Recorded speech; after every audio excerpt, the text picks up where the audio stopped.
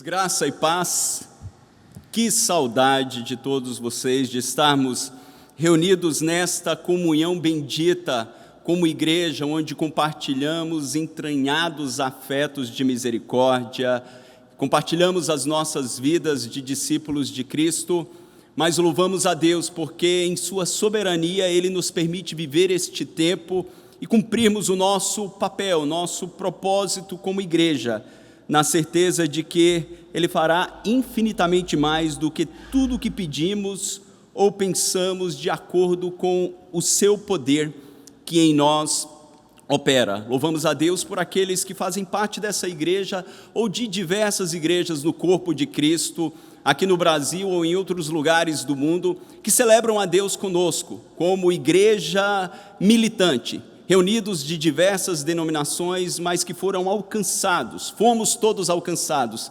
pela obra redentora do nosso Senhor. E você que é o nosso convidado, que quem sabe não faz parte de nenhuma igreja cristã, mas foi tocado por Deus ou convidado por alguém para celebrar a este Deus glorioso conosco, seja muito bem-vindo. Nós louvamos a Deus por essa oportunidade. Dostoiévski, certa vez ele disse que o grau de civilização em uma sociedade pode ser julgado entrando em suas prisões. Há uma verdade nessa declaração, mas eu estenderia a declaração para dizer que o grau de civilidade de uma sociedade pode ser percebido quando em momentos de extrema dificuldade, em momentos extremos dessa sociedade, como ela se comunica, em especial as autoridades constituídas, como é que ela comunica verdades à população que está ali ávida por alguma informação, por algum socorro. Num país onde, infelizmente, a maioria dos nossos políticos, eles têm um despreparo gritante, às vezes pronunciamentos, eles soam mais calamitosos do que a própria calamidade.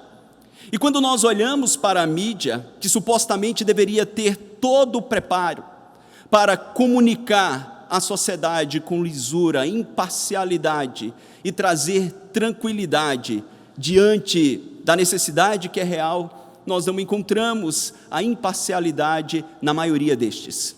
Alguns acabam pintando os fatos com uma crueldade tão grande que gera um pavor enorme no coração das pessoas que os assistem. Outros tratam fatos com desprezo, não prevenindo a população como deveria.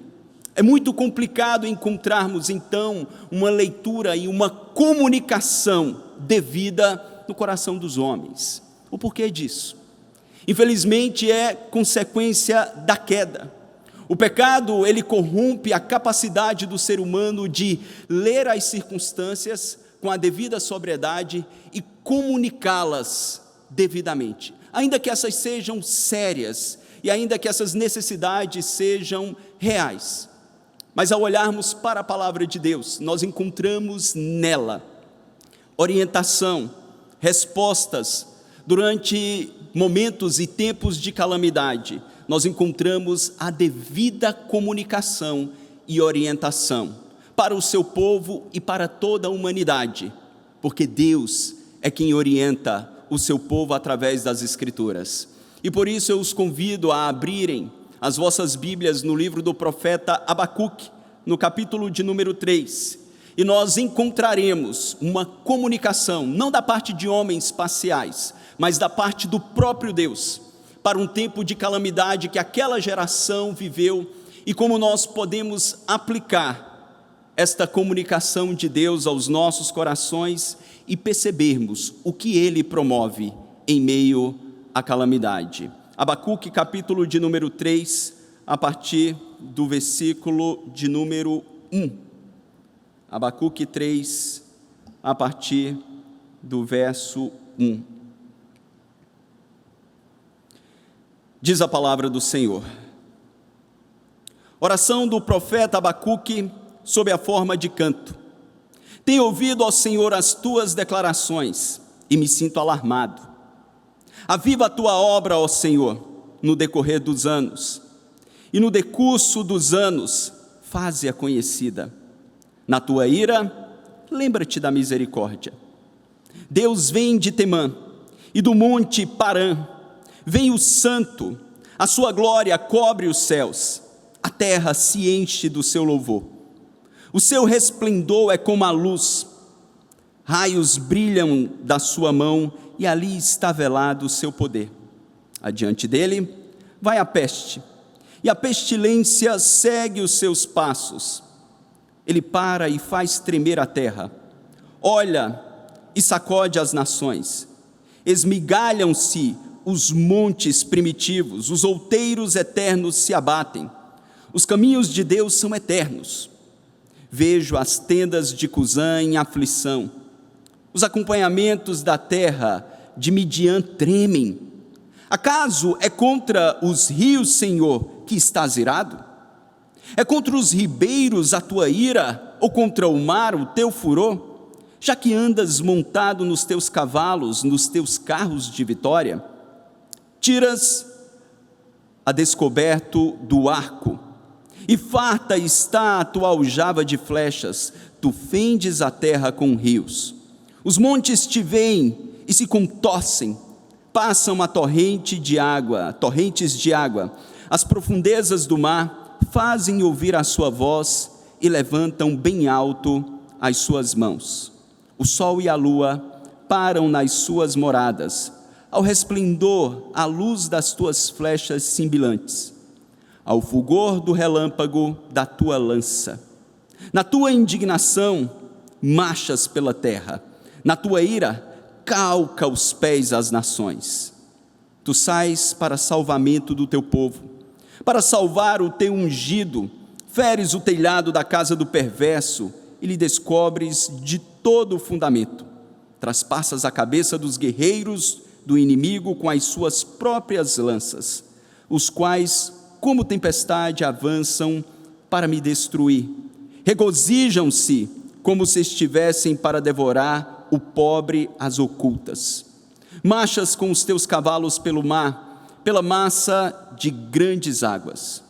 Ouvi-o, o meu íntimo se comoveu, a sua voz, tremeram os meus lábios, entrou a podridão nos meus ossos, e os meus joelhos me vacilaram, pois em silêncio devo esperar o dia da angústia, que virá contra o povo que nos acomete.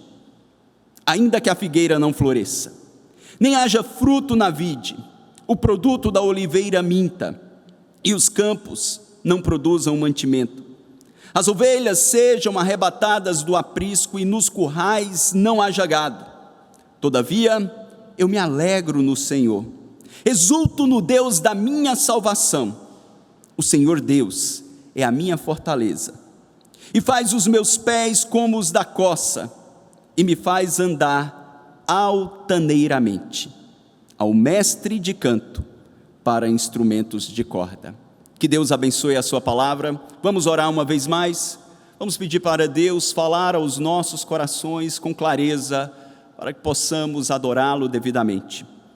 Pai, nós te bendizemos na beleza da tua santidade, diante de um Deus onipresente, que nem os céus dos céus pode conter a tua glória. Nós nos reunimos como igreja do Senhor, em adoração. Apenas esta equipe que te adora aqui neste templo, e toda a tua igreja espalhada nesta cidade, noutros estados também, e em outros países, nós damos a glória ao Deus bendito, Senhor do universo. E nesta hora, Senhor, que vivemos um tempo de calamidade, onde tantas vozes ecoam e confundem o coração, e interesses pessoais se multiplicam nos corações pervertidos dos homens. Dá-nos, Senhor, a tranquilidade de ouvirmos a tua voz, de ouvirmos aquilo que o Senhor nos comunica com clareza em meio à calamidade. Ajuda-nos a entender aquilo que o Senhor promove. Para o louvor da tua glória nós oramos com ações de graças, em nome de Jesus. Amém. Queridos, nós estamos diante do 8º dos profetas menores. Não que eles tivessem menor importância do que outros profetas chamados de maiores, a exemplo de Isaías, Jeremias, Daniel, Ezequiel e Oséias, foram profetas que profetizaram por um período maior e tiveram uma mensagem maior do que outros. Estes profetas, ainda que com uma mensagem mais curta, eles foram essenciais, foram instrumentos nas mãos de Deus para trazer a comunicação devida ao seu povo, que enfrentou diversos desafios ao longo da história. Abacuque, à semelhança de Naum e Sofonias, ele profetizou em tempos que antecederam o cativeiro babilônico. Abacuque começa então o seu livro e a sua profecia com um grande conflito no coração. Como um Deus tão justo, tão puro, santo e perfeito, poderia aparentemente não fazer nada diante de tanta calamidade, injustiça e perversidade que acontecia em Israel naqueles dias. Diante desta crise, Abacuque, ele se propõe a buscar ao Senhor, porque o direito do justo estava sendo corrompido. E no capítulo de número 2, então, o Senhor lhe traz a resposta de que ele corrigiria, ele traria juízo. Diferente da calamidade que nós já estamos enfrentando, Abacuque, ele soube de antemão. O caos não havia se instalado ainda. A crise não havia se manifesto. Portanto, o reinado de Israel não tinha sido destronado, consequentemente o templo não havia sido destruído, as colheitas não haviam sido também destruídas, ainda era um tempo de bonança.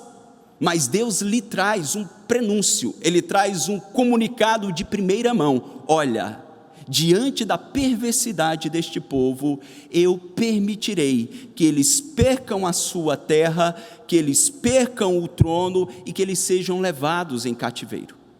Isso traz uma outra grande angústia ao coração de Abacuque.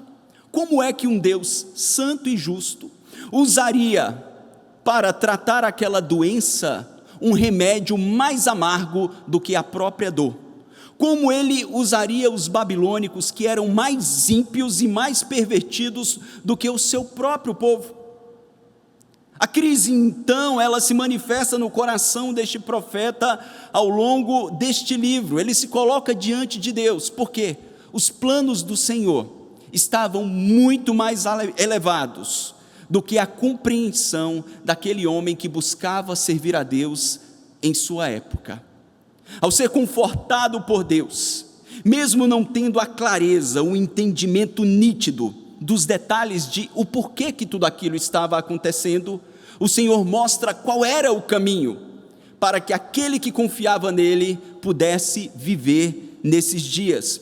Quando no capítulo de número 2, ele faz um contraste entre a vida de um homem que não teme a Deus em tempos de calamidade e a sua postura, e a vida de um homem que teme e confia no Senhor neste mesmo período. Quando no verso 4 do capítulo 2 ele declara: eis o soberbo, a sua alma não é reta nele, mas o justo viverá pela sua fé. O justo viverá pela sua confiança inabalável no Senhor Deus de Israel, na obra que ele realizaria na história do povo. Depois de tudo isso, então, no capítulo de número 3, não tendo respostas tão claras sobre os desdobramentos, o profeta, ainda diante de um caos que estava começando a se manifestar, porque ele é contemporâneo de Jeremias, ele irrompe num cântico congregacional. O capítulo 3, então, é um cântico, um salmo para ser entoado em toda a congregação diante dos momentos mais extremos. Mas além de um cântico, nós encontramos nele comunicações e verdades de Deus para os tempos de calamidade. Nós encontramos aquilo que Deus relata ao seu povo em tempos adversos, como o que eles viveram e como o que nós estamos vivendo exatamente em 2020, quando não planejávamos e não esperávamos. E nós descobrimos, irmãos, que em meio à calamidade, em primeiro lugar, Deus, ele promove a percepção da sua glória.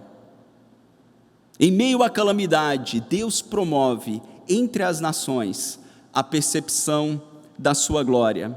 Olhe novamente para o versículo de número 2, quando Abacuque ele declara o cântico através de uma oração, e ele diz: tenho ouvido, ó Senhor, as tuas declarações, e me sinto alarmado. Aviva a tua obra, ó Senhor, no decorrer dos anos, e no decurso dos anos faze-a conhecida. Na tua ira, lembra-te da misericórdia. Deus vem de Temã, e do monte Parã vem o santo. A sua glória cobre os céus, e a terra se enche do seu louvor. O seu resplendor é como a luz, raios brilham na sua mão, e ali está velado o seu poder. Adiante dele vai a peste, e a pestilência segue os seus passos.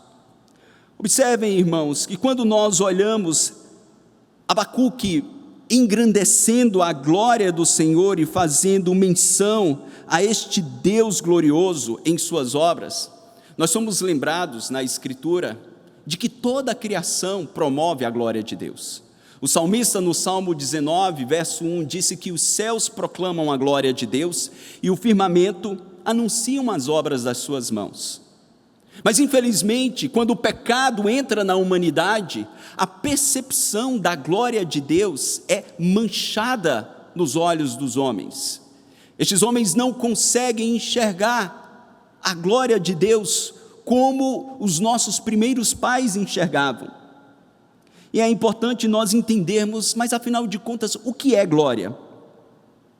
Nós podemos defini-la como renome, fama, esplendor, magnificência, grandeza, brilho, mas quando nós olhamos para a palavra de Deus, nós descobrimos que glória tem a ver com a indescritível majestade de Deus, com o peso da sua presença, com toda a sua beleza. Infelizmente, devido ao pecado manifesto, na vida destes homens, que são a expressão mais sublime da glória de Deus, o próprio salmista disse no Salmo 8, no verso 5, tu, ó Deus, o coroaste de glória e honra.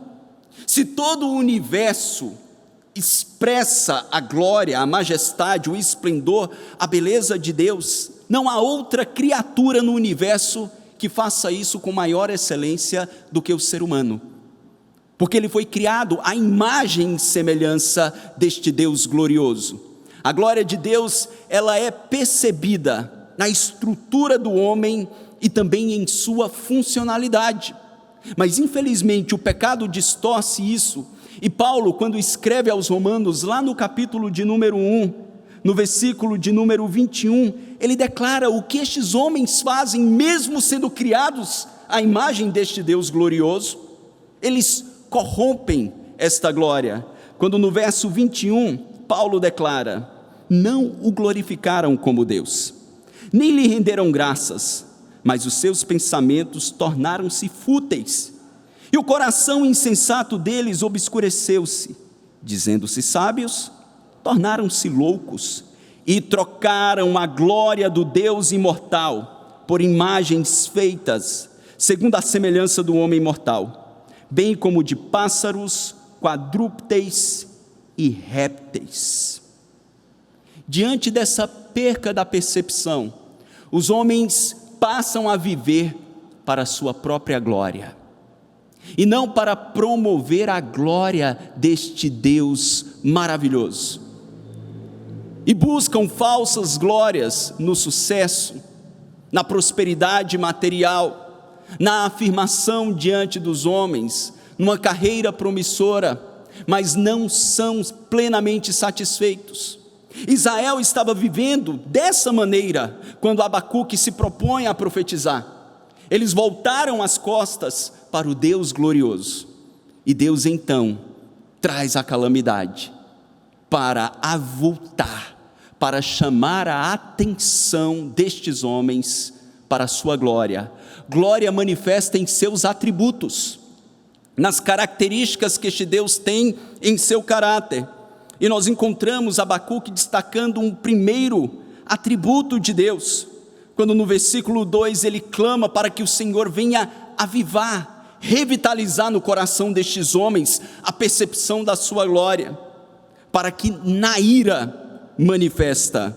E a parte B do verso eu lerei depois, e ele torna a fazer menção a esta ira manifesta, quando no verso 3 ele diz: Deus vem de Temã, e do Monte Parã vem o santo, a sua glória cobre os céus, e a terra se enche do seu louvor, o seu resplendor é como a luz, raios brilham da sua mão.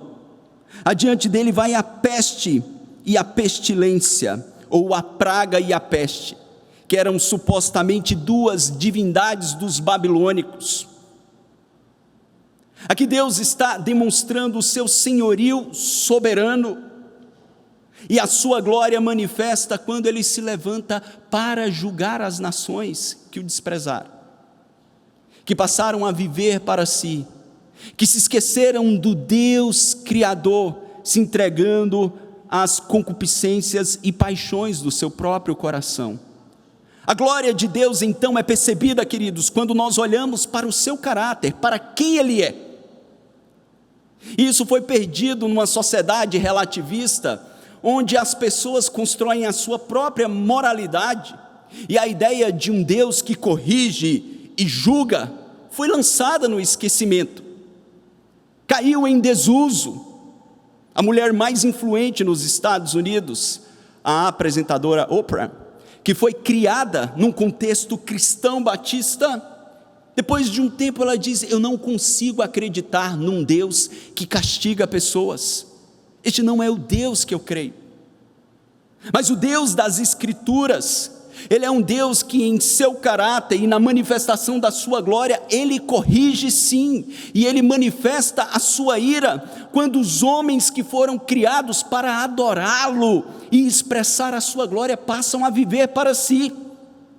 Se você pegar qualquer concordância bíblica, você perceberá muito mais menção ou menções à ira de Deus e à indignação do que ao seu próprio amor.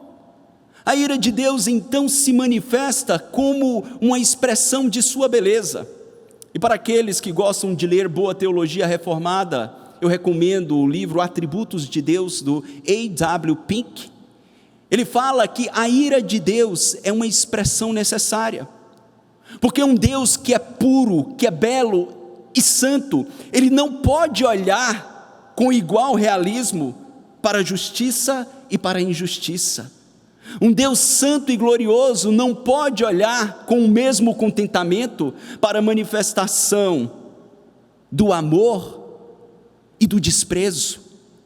Este Deus, sendo santo e glorioso, ele faz ou traz em seu caráter a necessidade de manifestar a ira. A W. Pink diz então que, pela santidade e beleza de Deus, o inferno se faz tão necessário quanto o céu, diante de um mundo perverso. E antes que você diga: pastor, o mundo não é tão perverso assim. Será, queridos? Será? No mundo onde por segundo é gasto $3.000 em pornografia, por segundo. No mundo onde apenas nos Estados Unidos no ano passado foi gasto $96 bilhões em bichos de estimação, e eu tenho o meu, e não que você não possa cuidar, enquanto milhões de pessoas morrem de fome, não tendo nem 30 centavos de dólar para comer por dia. Que discrepância e inversão de valores, onde animais são muito mais estimados e valorizados do que outros seres humanos à sua própria imagem. Por quê? Porque o egoísmo, a vaidade, a luxúria tomou o coração das nações. Um Deus santo e glorioso e tão belo não pode ficar indiferente. Portanto, quando Deus se levanta nos dias de Abacuque e dá um chacoalhão naquela nação que conhecia a sua palavra e os seus valores, mas desprezou a sua glória, ele está dizendo: eu sou glorioso, olhem para o meu caráter e veja a minha ira se manifestando. Mas percebam o versículo de número 2, que a glória de Deus é revelada em seus atributos, mas não apenas na ira, porque a ira não diz respeito à totalidade do seu caráter. Nós temos outros atributos no caráter de Deus. Essa é a razão pela qual o salmista, neste caso Abacuque, neste salmo, ele reconhece sim que a ira era uma expressão da beleza e santidade de Deus, mas ele suplica por um outro atributo. No verso 2 ele diz: faze-a conhecida, e na tua ira lembra-te da misericórdia. Ele suplica que este Deus misericordioso, mesmo no momento de punição aos oponentes da sua lei, seja do seu povo ou fora do seu povo, ele se levante com este outro atributo glorioso que revela o seu caráter, a sua misericórdia. E a palavra misericórdia significa literalmente colocar o coração na miséria. É quando os homens estão na situação de maior desprezo, não merecendo outra coisa senão o juízo de Deus, não merecendo outra coisa senão a punição. Este Deus vem e manifesta amor, manifesta perdão. Ele também é um Deus que mostra misericórdia para com aqueles que obedecem à sua lei. Quando nós olhamos isso, nós encontramos este lado misericordioso do caráter do Senhor. E se você abrir a sua Bíblia por um instante, lá no livro do profeta Isaías, que também profetizou o juízo de Deus, nós encontramos esta beleza gloriosa do caráter de Deus, manifesto em ira e misericórdia. Veja o versículo 2 do capítulo 1, quando o texto nos diz: ouvi, ó céus, e dá ouvidos, ó terra, porque o Senhor é quem fala. Criei filhos e os engrandeci, mas eles estão revoltados contra mim. O boi conhece o seu possuidor, o jumento, o dono da sua manjedoura, mas Israel não tem conhecimento, o meu povo não entende. Então, mesmo diante desta constatação de abandono, nós encontramos a misericórdia do Senhor num convite de graça, onde no verso 18 deste mesmo capítulo 1, o Senhor diz: vinde, pois, e arrazoemos, diz o Senhor, ainda que os vossos pecados sejam como a escarlate, eles se tornarão brancos como a neve, ainda que sejam vermelhos como o carmesim, se tornarão como a lã. Se quiserdes e me ouvires, comereis o melhor desta terra. D.W. Baker então declara: os erros são reais, mas também a compaixão e o desejo de perdoar. Se a condição de restauração for atendida, Deus então permitirá e trará inundações da sua misericórdia sobre todas as nações. Essa misericórdia, ela é descrita em todas as Escrituras. Portanto, o versículo de número 2 de Abacuque 3 serve como um encapsulamento da mensagem do livro, de que o justo viverá pela sua confiança no caráter glorioso de um Deus que é justo, mas ao mesmo tempo é um Deus de toda a sua misericórdia. Os versos seguintes então demonstram este esplendor de Deus, este brilho glorioso, estes raios que se manifestam sobre as nações, apontando para a sua glória e para o seu domínio, não apenas sobre os efeitos da natureza, mas sobre as pseudo-divindades que existiam naquele império babilônico. Portanto, queridos, quando nós olhamos para os dias que vivemos, através dos atributos de Deus, nós podemos perceber que Ele é um Deus glorioso, e de que Ele está chamando a nossa atenção para percebermos a sua glória, para percebermos a sua beleza, e para irmos em busca desta glória que foi manchada, esta percepção da beleza do Senhor. Por isso nós não devemos olhar com desespero como se Deus estivesse alheio, não. Como temos ouvido exaustivamente, Ele está controlando tudo isso como um juízo, mas ao mesmo tempo Ele está fazendo um convite para a misericórdia, quando Ele diz: olha, venham, se vocês quiserem e me ouvirem, comerão o melhor desta terra, vocês terão acesso a contemplar a beleza desta graça. Essa é a mensagem do Evangelho. Jesus chama para esta esperança. É a boa nova que proclamamos, que é possível sim reencontrar a glória e beleza do Senhor. Como o próprio Paulo disse à igreja em Colossos: Cristo em vós, a esperança da glória. Nós podemos, nestes momentos, percebermos que Deus está pronunciando a um mundo que distorceu o seu caráter, quem Ele é.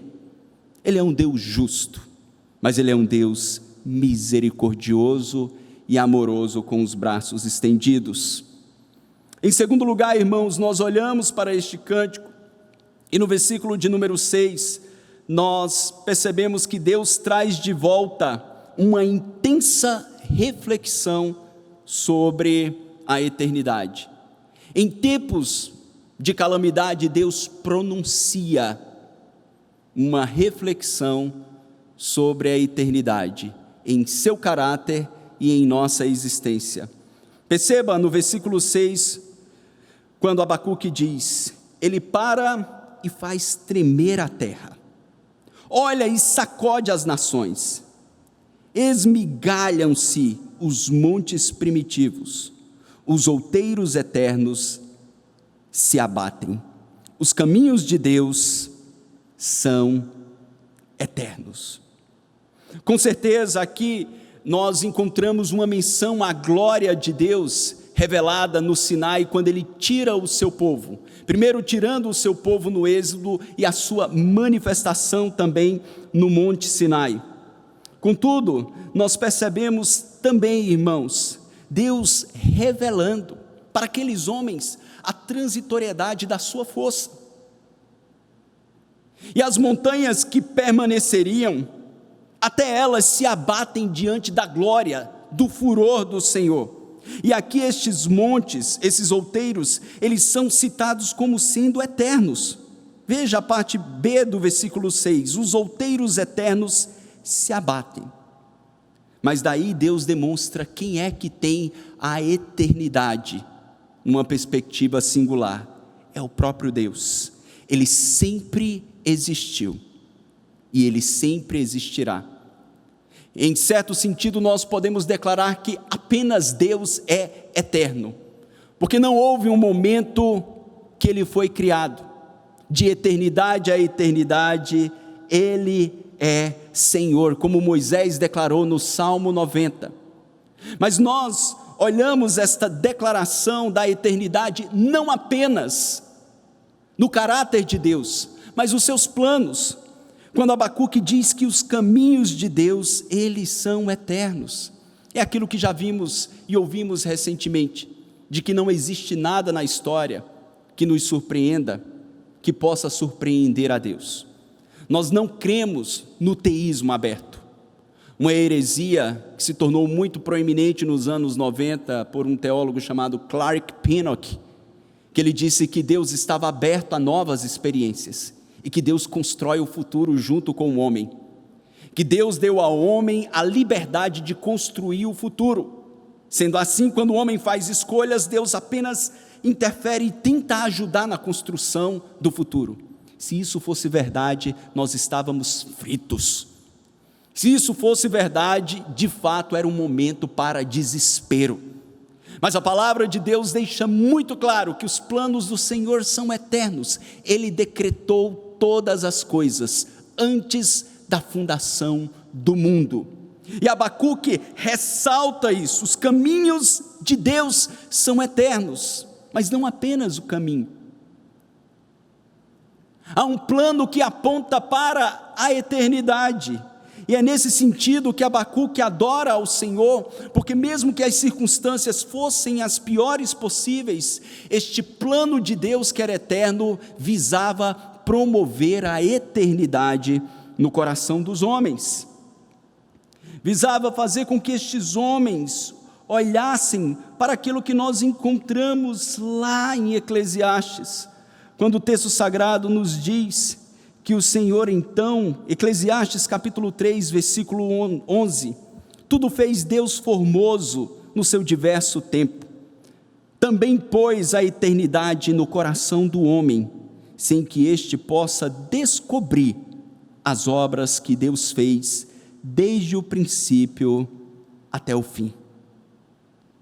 Há uma sede, portanto, de existência eterna, mas não apenas de existência eterna, mas de comunhão e união eterna com o seu Criador. O homem então é chamado a refletir em viver diante da glória de Deus e perceber a beleza e o propósito no caráter deste Deus, mas na calamidade e em face da morte, ele é chamado a refletir no fato de que ele foi criado para não deixar de existir. Mas o fato de não deixar de existir e ter existência ininterrupta, isso não está necessariamente atrelado à vida eterna. A palavra de Deus diz que o homem, sendo criado à imagem de Deus, ele recebe também espiritualidade. Deus sopra em suas narinas e o homem se torna alma vivente. E a alma humana não morre. Essa é a razão pela qual os seres humanos desejam viver, desejam existir, e não querem provar da morte por essa ser consequência do pecado. Mas quando Deus aponta para a eternidade do seu propósito, e nós olhamos para o texto de Eclesiastes e percebemos que ele coloca a eternidade no coração dos homens, ele chama a atenção de que fomos criados para desfrutar de vida eterna. E eu reafirmo, vida eterna não é existência ininterrupta, porque imagine você existir ininterruptamente ao lado de um patrão chato. Você que tem um péssimo patrão, ser condenado a existir eternamente junto dele. Ou quem sabe você que casou com uma mulher que a Bíblia chama de rixosa, implicante, que reclama de tudo, ser fadado a viver eternamente ao lado dela reclamando. Ou quem sabe, minha irmã, você que casou com um homem mal educado e sujo, existir eternamente. Isso não seria vida eterna, mas condenação eterna. Jesus deixou muito claro lá na sua oração sacerdotal em João capítulo 17, verso 3, sobre o que é a vida eterna. Que vida eterna é essa, manifesta de um Deus que tem a eternidade? Quando no verso 3 do capítulo 17 ele diz: a vida eterna é esta, que te conheçam a ti, o único Deus verdadeiro, e a Jesus Cristo, a quem enviaste. Vida eterna, portanto, é comunhão ininterrupta com Deus, é estar corandel diante dEle, em sua presença, contemplando a sua glória, a sua beleza, o seu esplendor, ter a sua alma nutrida por este Deus que alimenta e sustenta todas as coisas. Essa semana, cansado do noticiário brasileiro, eu fui assistir um pouco a BBC e a CNN, e é de angustiar o coração. Eu ouvia o depoimento de algumas esposas de homens que não faziam parte do grupo de risco, ainda jovens, chegando à meia-idade, e que faleceram do coronavírus. Elas estavam devastadas, com crianças pequenas, tentando imaginar como seria a vida sem os seus cônjuges. Quando nós olhamos para a dor da morte, o caos que ela traz, a devastação, se pensarmos na existência humana se restringindo a isso aqui, de fato a existência não faz sentido. A existência não faz sentido. Nós teríamos que concordar com Jean Paul Sartre quando ele diz que o mundo é uma grande bolha vazia dentro do nada. Filósofo existencialista e infeliz. Mas quando nós olhamos para um Deus que fala através do seu profeta no meio do caos, e aponta para a sua eternidade, ele está convidando a todos os homens, israelitas e prosélitos, a olharem para a perspectiva eterna do seu plano. Pois, como bem Paulo disse, se a nossa alegria em Cristo se restringisse apenas a este mundo, nós seríamos os mais infelizes de todos os homens, mas não se restringe. Deus preparou a eternidade para todo aquele que nele crê, para todo aquele que se rende ao senhorio de Cristo. Como ele disse, a vida eterna é que conheçam a ti e que conheçam a teu Filho, a quem enviaste. Nós podemos provar dela hoje, desta comunhão ininterrupta, que nada do que esteja acontecendo no seu entorno pode quebrá-la, nem o desemprego, nem a escassez, se ela já começou a bater a sua geladeira, nem a incerteza da sua vida profissional, pois como bem disse Paulo quando escreve aos Romanos no capítulo 8, no verso 35, quem nos separará do amor de Cristo? Será tribulação ou angústia? Ou perseguição, ou fome, ou nudez, ou perigo ou espada, como está escrito, por amor de ti, somos entregues à morte o dia todo. Fomos considerados como ovelhas para o matadouro.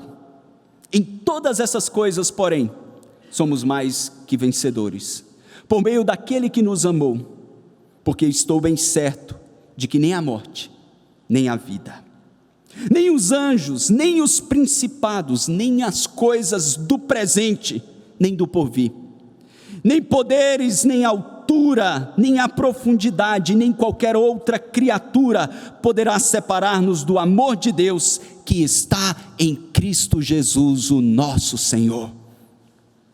Deus promove então, em meio à calamidade, a certeza que temos a segurança, pois somos de Jesus. A vida eterna já habita em nós, já está em nós, nós não temos o que temer. Em terceiro e último lugar, irmãos, em meio ao caos, Abacuque nos ensina neste salmo, que durante a calamidade, Deus nos permite provar da sua alegria soberana.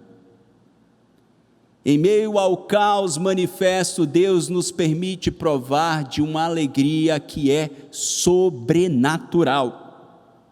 E daí vem a declaração de fé mais bela de todo este livro, e uma das mais belas de todo o Antigo Testamento, quando em uma nação que subsistia numa realidade agrária,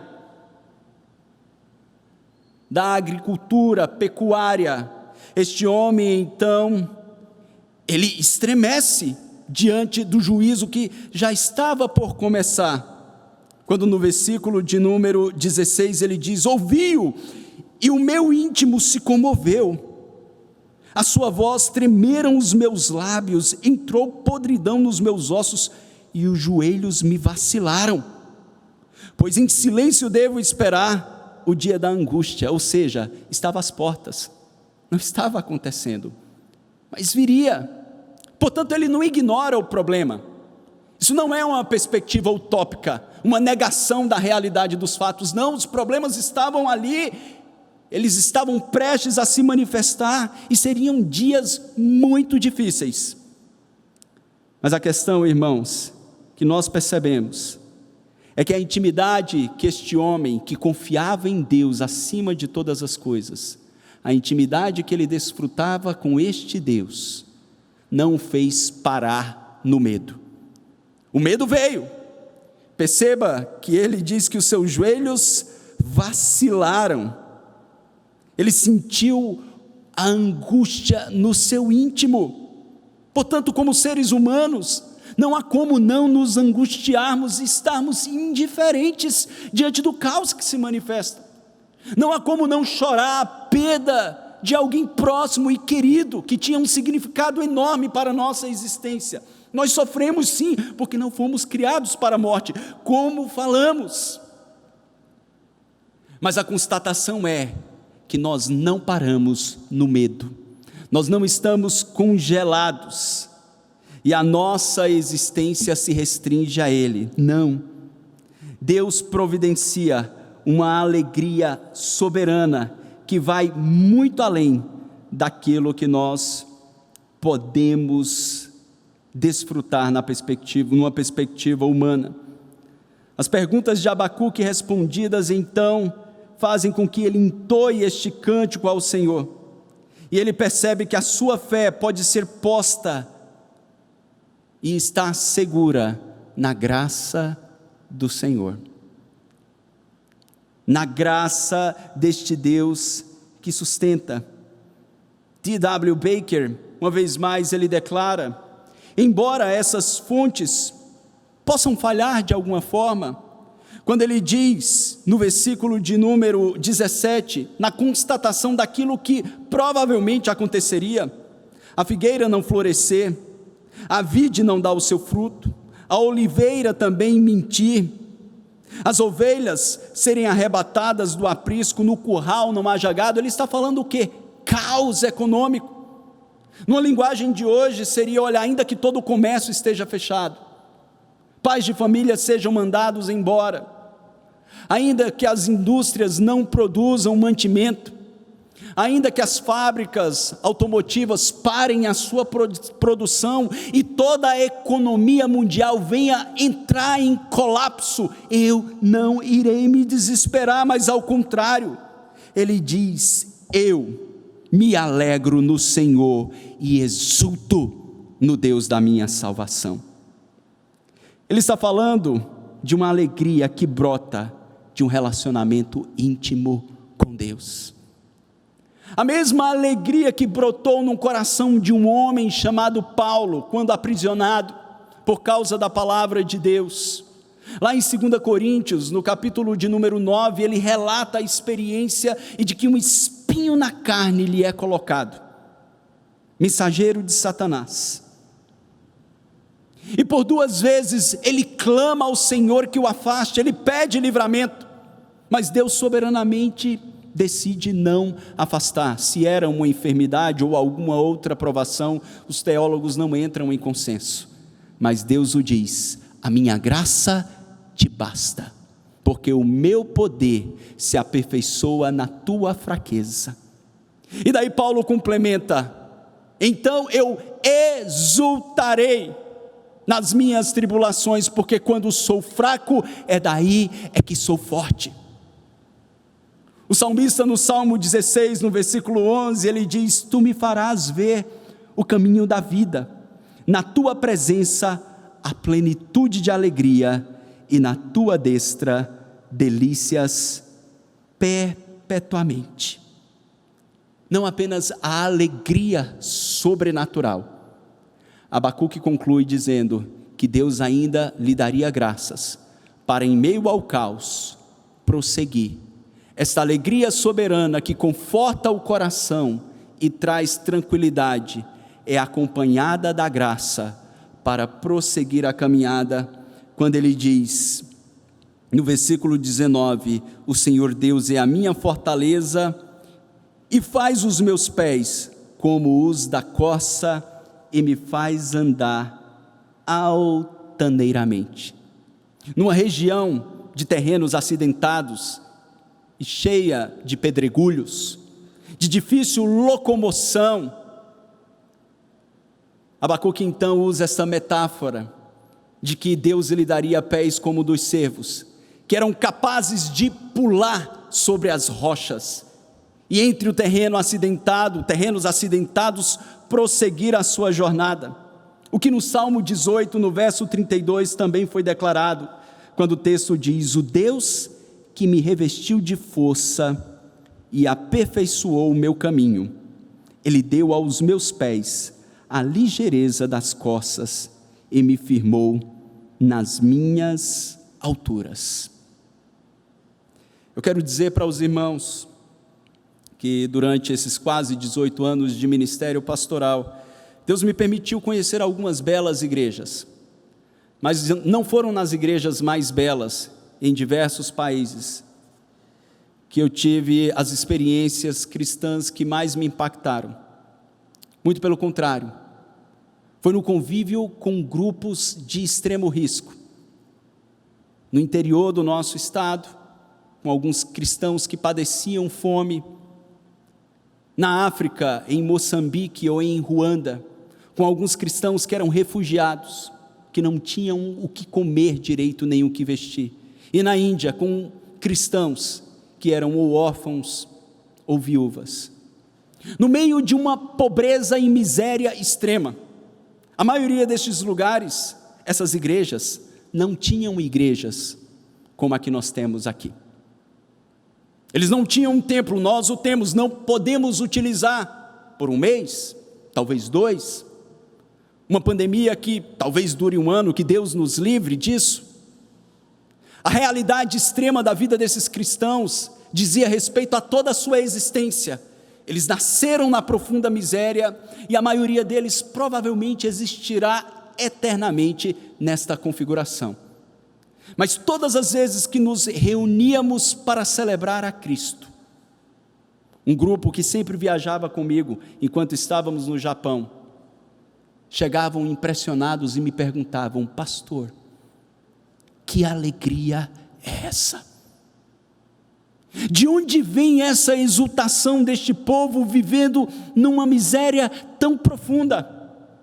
É a alegria soberana que emana do trono da graça de Deus, que Cristo prometeu conceder ao seu povo enquanto ele peregrina. Portanto, querido, se você está atemorizado por enfrentar situações que você nunca enfrentou, ou possivelmente enfrentará, lembre-se, Deus está revelando a sua glória, a beleza do seu caráter, de uma forma como nunca foi percebida antes. Além do mais, Deus está fazendo com que o seu coração se volte para a eternidade, porque nada do que conquistarmos aqui terá duração para além dessa vida. E finalmente, Deus está lhe dando a oportunidade de provar do deleite da sua presença, de uma vida de intimidade real, de uma vida onde Cristo se torna o motivo maior da nossa existência e do nosso prazer. Nós começamos falando sobre muitos meios de comunicação que falham em sua parcialidade em descrever os fatos como eles deveriam ser descritos. Diante das dezenas de noticiários que assistimos, semana passada eu assisti um noticiário na Rede Record, onde eles mostravam a condição de pessoas nas comunidades, pessoas em situação de risco nas comunidades mais pobres do Rio de Janeiro e São Paulo. Enquanto eles passavam de um caso para o outro, me chamou a atenção o caso de uma mulher que deveria ter entre 45 e 50 anos, que falava da mureta, daquela casinha, daquele casebre, não podendo se aproximar nem sair, estava em quarentena, reclusa, porque ela era hipertensa, sozinha com seus 2 filhos, desempregada, na expectativa de receber alguma ajuda do governo. E no mais, a sua casa não tinha água, ela não podia higienizar as mãos, nem higienizar os seus filhos devidamente. Aquele repórter então olha para aquela mulher e diz: o que a senhora faz para superar esse momento deplorável?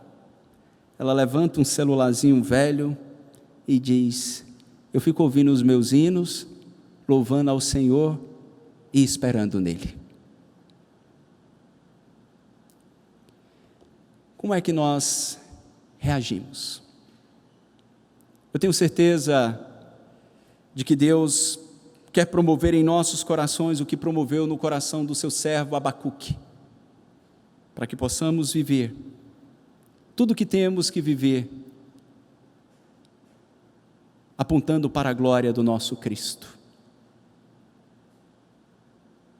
provando desta glória maravilhosa, abandonando aquilo que não é verdadeiro, que não é real. E você, quem sabe, que está familiarizado com o cristianismo, mas nunca teve uma experiência pessoal com Cristo verdadeira. Provavelmente este é um momento onde Cristo quer encontrar o seu coração e quer cumprir aquilo que ele disse lá no Evangelho de João, no capítulo 7. Se alguém tem sede, venha a mim e beba. Quem crê em mim, como diz a Escritura, do seu interior fluirão rios de águas vivas. Deus tem vida, graça abundante e a verdadeira glória para manifestar em nossas vidas. Concluo com o que disse Rand Pope, grande servo de Deus. Deus nunca intentou que a porção inicial que recebemos da glória de Deus seria suficiente. Ele quer continuar derramando a sua glória nas vidas das pessoas, satisfazendo-as dia após dia. Como podemos continuar recebendo esta glória de Deus? Como? Abrindo mão das falsas glórias, do prestígio pelo prestígio, do poder pelo poder, e voltarmos os olhos para Cristo. É Cristo em nós, a esperança da glória.